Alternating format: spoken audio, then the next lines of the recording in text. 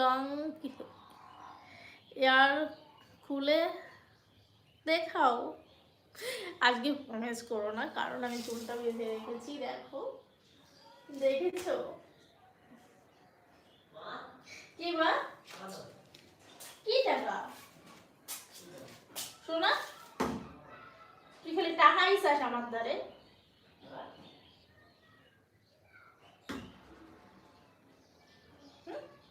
তুই খালি টাকাই চাস আমার দ্বারে।